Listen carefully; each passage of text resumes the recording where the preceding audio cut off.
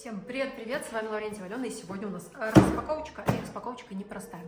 Будем распаковывать аппарат новый. Да, я знаю, что у меня есть уже другой, но, как говорится, аппаратов много не бывает, но кроме того, блогеры или где в конце концов. Короче, аппарат, который стоит, сейчас, внимание, у меня даже чек с собой, 49 500 рублей. Аппарат для маникюра. Аппарат, который стоит 49 500 рублей. Погнали. Что у нас там внутри? У нас внутри, кстати, есть инструкция. Ну, тут все как положено. Разные модели описаны. На самом деле, штука достаточно информативная. Но мы же мастера маникюра, мы не умеем и не любим что-то инструкции. В принципе, как и все возможные девочки. Это нормально. Я, кстати, не стебу, это на самом деле нормально. Так, бормашина переносная. Рестар 03 Космос, она называется. Они, как выяснилось, вы не поверите, бывают очень разные. Бывают даже зашитые в чемоданчике. Но у меня такой плюс-минус стандартный вариант, который можно использовать просто для работы в салоне, например. В общем, здесь тоже советую, на самом деле, ознакомиться. Все очень понятно. И хочу сказать, что я была у этих ребят в компании, я видела, как это все выглядит, как выглядит их производство, и смогла понять их идею. Я хочу сказать, что капец, они какие умные. Они прям молодцы. Так, ну начнем сначала. Сейчас пока вот это немножечко отодвину. Вот здесь я абсолютно легко могу это держать вот так вот рукой. Короче, очень легкий блок управления, или как пульт управления. Ну, короче, вот это то, к чему все подключается. Так, уберем. В общем, вот так выглядит этот наш малыш. Легенький, очень простой. Вот здесь все написано, серийный номер. Колибри Космо — это у нас модель, Рестар 03. Вот такая хорошая, маленькая. Здесь специально такая мякушка. Сейчас объясню тоже, для чего она сделана. И здесь все очень просто. Есть переключатель, есть форвард-реверс, ну и, собственно говоря, само табло. Для сравнения, у меня тут стоит тот аппарат, на котором я вообще обычно работаю, то есть в маникюрке, в педикюре у нас другие аппараты, на них я тоже снимала обзоры. Здесь у меня Brilliant, в педикюре у меня Доктор Алекс, и вот сейчас в моей жизни появился Рестар. Это модель бесщеточная, ну точнее, вот сейчас я вам покажу, здесь есть ручка, вот так она интересно запакована. То есть бесщеточные ручки, конечно, лучше, чем щеточные. Но не стоит их сбрасывать со счетов. Я, кстати, долгое время думала, что бесщеточная ручка — это такой вид ручки, который, сейчас я вам покажу, можно переключать вот так на ходу и крутиться в другую сторону. Как же я, оказывается, заблуждалась, потому что, оказывается, в компании Рестар есть и щеточные аппараты, которые также быстро и легко переключаются. В общем, разница на самом деле заключается в том, что бесщеточная ручка, она будет вам, ну, так скажем, комфортнее служить, там не нужно вот это вот обслуживание, замена щеток и так далее. И, кстати, ручки бывают тоже, оказывается, разные. Вот в данном случае я имею ручку корейского производства, мы сейчас ее обязательно взвесим и рассмотрим.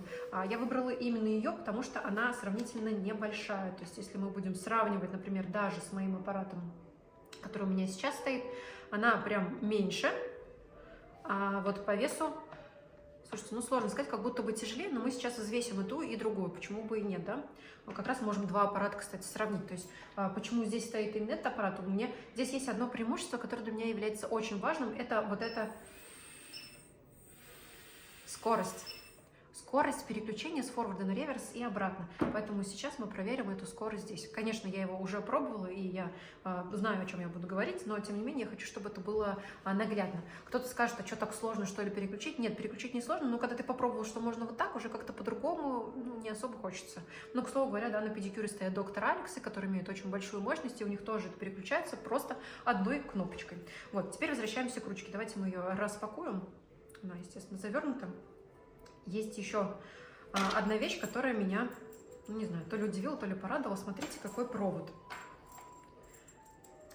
Может, для кого-то это будет плюс, для кого-то это будет вообще ничего. А для меня показалось прикольным, что это не как телефонная пружинка. То есть вот здесь пружинка, и лично для меня очищать ее, ну, достаточно сложно. Как видите, тут скапливается пыль. Ну, если не видите, то она там скапливается, поэтому знаете. Вот, а здесь такого не будет, соответственно, протереть такой провод очень-очень легко. Дальше такой момент, как подключение. Если здесь у нас это просто втыкается и вытыкается, причем разъемы разнятся, если есть кто сечет вот в проводах, скажите, есть ли разница в толщине провода, ну, как бы, чисто для меня как будто бы просто выглядит добротнее. Способ крепления этого провода тоже находится мне достаточно прочным, таким же, как в Алексе, например, потому что там тоже нужно воткнуть и потом закрутить. И таким образом мы себя убережем от того, что у вас постоянно будет это все разбалтываться. То есть мы воткнули, вот засунули, и нужно просто закрутить. Так, закрутим. Все, проверили. Все, уже никуда оно у нас не девается. Мякушка, да, про которую я говорила, это как раз-таки, чтобы вот так класть. Если здесь у меня это хранится на подставке, в стронгах, в форсах и в маратонах это можно засунуть в специальный вот такой держатель, то тут можно просто положить сверху. Ну, то есть, в принципе, достаточно удобно. Меня подкупает мякушек, потому что это, ну, какое-то вот такое приятное ощущение. Ну, тут тоже, честно говоря, кому как, но мне показалось, что это здорово. Так, ну, собственно говоря, в коробке больше ничего нет. У нас есть гарантийные там... Сорян. У нас тут есть и гарантия, и все, что должно быть. Сейчас найду гарантию. Да, вот. Свидетельствие о приемке в продаже. То есть здесь у нас все отмечено, есть серийный номер, техконтроль прошедший, все это работает, это классно. Конечно, эти документы лучше хранить, потому что, кстати, вы не поверите, что можно сделать. Я должна об этом с вами поделиться. Если, например, у вас попортился корпус, ну вот эта вот верхняя часть, да, вот у меня такая беда случилась с брилем, потому что я что-то сюда капнула, и, короче, он какой-то не очень красивый стал, вообще не очень симпатичный, потому что, ну, нечего было черный, во-первых, да, покупать, начнем с главного. Что у меня тут ус отклеился. Вот, но это тоже оригинально, это, кстати, те же ребята, которые стронги делают. Вот, но мне не нравится, что у меня здесь это вот так вот выглядит, хотя очень удобное управление, то есть это регулировка скорости оборотов и всего 3 кнопочки. Но мне не нравится то, как выглядит этот аппарат сейчас, то, что он уже не очень симпатичный. Но, тем не менее, он работает, кстати, уже года 3, по-моему, работает. Все равно. Он все равно молодец. Не сбрасываем товарища со счетов, просто пробуем новый. В общем, разматываем наш провод. Сейчас размотаем.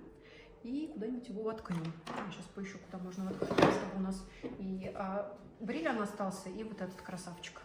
Так, что у нас тут сзади? Сзади у нас все просто. Есть кнопка вкл и выкл стандартная, да, которая есть на всех аппаратах. И здесь еще одна кнопочка forward reverse. Ну и, собственно говоря, вот эта регулировка, плюс она у нас еще нажимается. Вот этот разъем предназначен для педали. Я взяла модель без педали, потому что я просто не работаю педалькой. Но кто работает на педали, хочу сказать, что здесь есть такая классная опция, как от регулировка степени нажатия и тем самым регулировка оборотов. Включение, выключение и так далее. Короче, это умная педалька, поэтому кто-то любит, могу рекомендовать. Но опять-таки, это не факт, что то, что понравилось мне, понравится вам. А меня, честно говоря, ребята привели просто в дикий восторг, потому что вот этот, если ручки заказываются, да, они там корейские, китайские, всякие разные, там от этого зависит стоимость, то вот этот блок управления, это полностью наша отечественная разработка. И я не могу этим не гордиться, потому что то, насколько они умно и глубоко к этому подошли, не может меня не радовать. Я вообще очень сильно люблю компании, которые думают. Ну, таких компаний, слава богу, сейчас становится все больше, и тот факт, что я снимаю обзор на Рестар, вот абсолютно не отменяет того факта, что у меня есть другие аппараты, и я их точно так же нежно люблю, потому что это вообще нормально, кстати, когда есть здоровая конкуренция, и вообще мне нравится эта идея обзора вот всего вместе. Может быть, я, кстати, так и сделаю. Вы можете, напишите мне в комментариях, хотите ли вы, чтобы я сняла обзор на Strong, Force, Restart, Brilliant и, конечно же, Dr. Alex, потому что все эти аппараты у меня есть, и мы можем все их послушать, повзвешивать, там, знаете, там на вес, на децибелы, на всякие вот эти вот штуки, даже на скорость переключения, и просто абсолютно честно и беспристрастно заполнить, например, какую-нибудь таблицу. Как вам такой вариант? Напишите в комментариях, если интересненько. Так, я пошла искать розетку. Нашла. Итак, у нас включены два, давайте я, пожалуй, я только что допилила, я, пожалуй, это разберу. Готово. Итак, я сделаю, чтобы это было хорошо видно. Да, я думаю, что видно хорошо. В общем, мы, естественно, включаем. Есть контакт. Я тут на часах просто смотрю, как там это выглядит. Похоже на нормально в кадре или нет. Так, сейчас немножко бриллиант подвинем. Все, мы сейчас уже видим количество оборотов, все видим. Прекрасно. Что мы будем делать? Я хочу первый сделать, я хочу взвесить. Я же отобрала у парикмахеров весы, поэтому давайте начнем с этого. Так, то есть мы будем взвешивать будем взвешивать только одну ручку. Понятно там, ну, что провод как бы мы здесь не учитываем. 160 грамм ровно. Так, у меня весы дышат на ладан, поэтому я очень осторожно возьму другую ручку. Ничего себе, 166, то есть на 6 грамм, 165, ладно, уговорили. Короче, 5 грамм разницы, ну, по сути, она, ну, я считаю, что она несущественна, на самом деле, ну, плюс-минус 160 грамм у нас будут весить эти ручки. Ну, по объему вот это чуть-чуть тоньше, чем вот это. Тут уже кому как больше нравится, потому что, ну, кто-то любит что-то по-разному, поэтому кто мы такие, чтобы об этом рассуждать. Ну, слава богу, весы нас почти не подвели. Беру их в сторону, они такие, бывают, которые плохо живы. Вот. Ну, взвешивать по весу блоки, да, вот этот просто чуть легче. Но я не знаю, на что это влияет, но как бы это удивляет, я хочу сказать. Это есть такое. Так, все, мякушек с проводами разобрались. И теперь интересный такой момент. Вот не знаю, насколько видно там или не видно. Я, если что, сделаю фотографию, ставлю в уголочек. Здесь у нас обороты начинаются с 500, то есть 0,5 тысяч оборотов. То есть вот такая вот минималочка. И дальше можно крутить, будет 0,6, 0,7, 0,8, 0,9. И потом уже 1, 2, 3, 4 и поехали и так далее. То есть здесь мы крутим и будет до 40 тысяч оборотов. Кстати говоря, многие ошибочно думают, что мощность аппарата заключается в этих 40 тысячах. Вот здесь у нас 30 тысяч. Ну, здесь, по-моему, не написано это. Сейчас, секундочку. Да, надо залезть, кстати, в характеристики, так как аппарат покупала давно, уже не помню. По-моему, здесь 30 тысяч оборотов, здесь 40. И кажется, что как будто бы вот этот мощнее, а вот этот вот слабее. Но прикол заключается не в этом. Прикол у нас заключается, знаете, в чем? Сейчас я вам это прямо здесь найду. Есть такое понятие максимальный момент на валу микромотора. То есть вот эта вот сила, с которой будет крутиться фреза. И знаете, как это легко проверяется? То есть если вы включаете аппарат, давайте я вот это включу, на самое минимальное количество оборотов, то есть здесь это 1000, и мы его включаем, то нужно проверить это следующим образом. Нужно попробовать остановить фрезу. И я могу здесь это сделать на 1000 оборотах. То есть это вот такая, ну, конечно, на 1000 никто не будет работать, но мне объясняли это так. То есть бывают аппараты, которые вообще ты так слегка задеваешь, они там у тебя и на 5000, да, встанут, а бывают те, которые будут сражаться. Здесь мы тоже выставим 1000 оборотов. Я вам клянусь, я не смогла остановить. Кошмар, кошмар. Это было страшно. Если честно, боюсь такие вещи делать. Но, короче, силой зажима просто своих пальцев эту 1000 я остановить не смогла. Ой, смогла, а эту 1000 я остановить не смогла. Максимальный момент на валу микромотора. Здесь это 4,5. Еще это называют крутящий момент. Такая вот интересная история. Здесь тоже найду и обязательно на экран выведу. Это тот параметр, по которому можно ориентироваться. Вы скажете, а нафига работать на 1000 оборотах? На 1000, конечно, не нафига. Но лично я, например, в аппаратном маникюре использую скорость 5, 4, 6 тысяч. Я могу использовать для того, чтобы делать срез шариком. Поэтому для меня это важно, потому что если я буду прислонять к коже шар, и он у меня будет просто останавливаться, это как бы, извините меня, не то пальто, это не тот результат. А оказывается, у большинства аппаратов, если мы, например, будем говорить о стронге, то есть, естественно, я спросила про стронгу, он у них там прям стоит, вот, оказывается, та заявленная мощность из серии, вот у нас там 30 тысяч оборотов, да, вот когда мастера включают на полную, но вот эти 30 тысяч, у них там просто оборудование, с которое считают. На самом деле в этот момент 30 тысяч не будет. Как они мне объяснили, там будет 1018, может быть, к 20. И когда ребята столкнулись с такой проблемой, когда покупают их аппараты и зафигачивают, да, там на привычные 30-40 тысяч, давайте 30 поставим, 30 тысяч и делают снятие, то у них случается такая проблема, что фреза просто соскальзывает, она вообще не пилит, она не успевает зацепиться. Поэтому здесь, конечно, рекомендуют делать снятие на 15-17 тысячах оборотов. Сейчас мы все обязательно попробуем. Ну что, уже не терпится, честно говоря, включить. Но я, знаете, что хочу сосчитать? Давайте поставим 30 тысяч здесь. И 30 тысяч у нас стоит здесь. И вот теперь мы с вами включим аппарат. И сейчас надо будет послушать и постараться вот за вот эту вот секундочку словить от момента переключения. То есть сейчас у нас разгонится до 30, я нажму кнопку и с форварда перейду на реверс. И мы посмотрим, насколько это было быстро. Этот параметр конкретно в этом аппарате, вот в Брилле, мне очень нравится.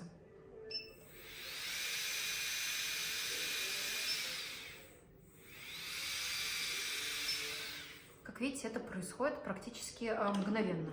А в плане остановки, остановка здесь, как вам сказать, без рывка, нормальная. Ну вот, нормальная. Раньше бы я сказала прям классно, но сейчас я скажу нормально. Теперь мы делаем то же самое здесь. Я сейчас его включу, это будет 30 тысяч. Но мы помним, да, что 30 тысяч здесь, 30 тысяч здесь, на самом деле, по характеристикам отличаются, но это нигде не пишут. Это просто можно замерить специальным оборудованием. И потом я нажму кнопку вот здесь, которая находится в Forward Reverse, и мы посмотрим, как она переключится. Погнали!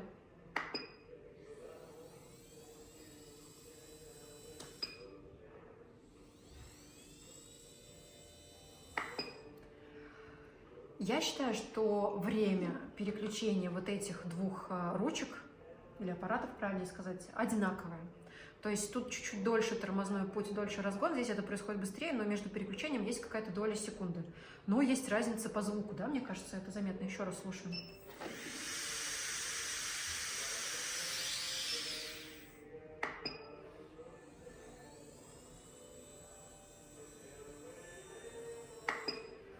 Ну, определенно лайк, конечно. Тут не дать, не взять и не поспоришь, понимаете? То есть очевидно, что этот будет тише. Но это было 30 тысяч. Шарахнем все 40, как положено. Что-то жужжит уже. А это, ну, допустим, вот 17. Ну, так не напрягуче. Симпатичненько. Я считаю, что хорошо. Вот такая вот история, вот такой небольшой у меня обзор. Я не знаю, что здесь еще можно вам показать. В плане визуала, да, то есть как это внешне выглядит, я считаю, что это вообще всегда все индивидуально, то есть там какая форма кому нравится.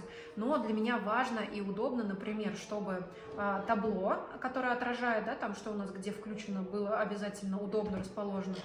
Здесь это очень приятный способ управления, вот этот кругляшочек. Мне прям нравится. Здесь такие вылки, если ты можешь вставить, можешь вот так вот крутить, то есть это все делается легко. И также кнопочка мотор on-off, то есть вкл-выкл, forward reverse, и есть еще режим hand или foot, то есть с педалью или в ручном режиме, ну как бы я им не пользуюсь. Здесь, кстати, вот, кстати, важный момент, я здесь меняла кнопки. У меня была замена, потому что вот эти две кнопочки, они у меня поизносились. То есть если это работает хорошо, это вот заменено, и вот это тоже заменено. То есть в какой-то момент они просто перестали выполнять свою функцию, то есть не нажимались. Но это тоже нормально. У кнопок есть, ну, как бы износ, нет ничего вечного, мы просто купили кнопочки и поставили новые. Так как аппараты эти оба, они бесщеточные, соответственно, никакой замены щеток и доп. Расходников. Но тут могу сказать, да, тут у меня немножечко разболтался проводок, и, в принципе, его можно заменить. Ну, тут провод чуть-чуть потолще выглядит. Наверное, это все-таки влияет как-то на надежность. Это надо, наверное, лучше у мужчин поспрашивать. Но вот сейчас я заметила, даже, кстати, не замечала до этого момента. Мне тут что-то немножко не хватает провода. Надо переделать. И ручку эту я периодически, кстати, ну не так часто, как хотелось бы, как надо, да, я ее все-таки, ну, просила, отдавала в сервис, мне ее разбирали и чистили. Конечно, ТО этой ручки тоже необходимо производить. Важный момент, что я еще хочу сказать. Вот этот корпус, если вдруг он у вас попортился, да, как вот, например, здесь, я не договорила, его можно просто поменять. То есть, в принципе, даже если вашему аппарату уже много лет, он подустал визуально, там попортился вот этот ваш пластик, то можно просто его заменить. Кто знает стронги, пишите в комментариях, у кого тоже есть проблемы, каких-то пятен постоянно, пожелтение этого пластика. И это меня жутко раздражает. Я считаю, что такого быть вообще не должно. Потому что некрасиво, когда у тебя такой аппарат заляпан, а ты его просто протираешь постоянно, и он у тебя вот такой вот бедный несчастный страдалец становится. Поэтому это тоже для меня достоинство, это большой плюс в плане того, что именно можно заменить. С этим аппаратом, возможно, все бы было в порядке, просто крайне неудачный вариант черного цвета. Вот даже, знаете, вот что касаемо лампы, да, у меня раньше была такая же, только черная, сейчас я поменяла на белую, потому что, ну, невозможно. Ну, правда, ну, сколько можно? Я с этой черной лампой чуть с ума не сошла. Слушайте, там она хорошо, там все нормально, так же, как и аппарат пилит. Но постоянно ее отмывать, и на черном всегда разводы. Я в этот раз выбрала, например, вот такой вот серый вариант аппарата, это который бесщеточный. И еще у меня есть один аппарат, это будет чуть попозже, он у меня дома. Там он как раз-таки щеточный. Но там свои приколы есть, там два режима аппарата, стоит он дешевле. дешевле. В общем, на этом у меня все. Вы, пожалуйста, напишите, хотите ли вы прям очень полный обзор всех разных аппаратов, которые у меня есть. Вообще можете их в комментариях перечислить, какие аппараты нужно обозрить, может быть. Может, мы еще что-то докупим, а почему бы и нет, если бы да. И да, чистосердечное признание, этот аппарат, как и тот другой, достался мне абсолютно бесплатно. Такая вот я нехорошая. У меня, конечно, есть здесь накладная, да, просто чтобы я знала, сколько он стоит. Но я за это не заплатила ни копейки, но зато у меня есть возможность поделиться с вами своим опытом. И я искренне считаю, что нет самого лучшего аппарата на планете Земля, а есть тот, который отвечает вашим требованиям и запросам. Потому что у всех разные, да, если для меня, например, ключевым моментом является наличие табло и возможности переключать аппарат на ходу, не выкручивая вертушок и не высчитывая количество оборотов, то кто-то скажет, что это не такая уж и принципиальная история. Кстати, у них есть эконом-модель, которая стоит прям в разы дешевле, у которой нет табло, но есть 3 полоски индикаторов, которые помогают ориентироваться там до 10 тысяч, до 20 и до 30 тысяч. И он, конечно, стоит заметно дешевле. Ну, там, понятное дело, не в табло, то есть там другая мощность, другой вот этот крутящий момент, максимальный момент на валу микромотора, но, тем не менее, возможность какой-то более бюджетный вариант есть выбрать. Я просто не стала его брать, потому что не вижу в этом смысла, иначе я просто не смогу сравнивать, допустим, с бриллиантом. То есть я искала что-то максимально похожее. И, конечно, меня очень интересует вес ручки.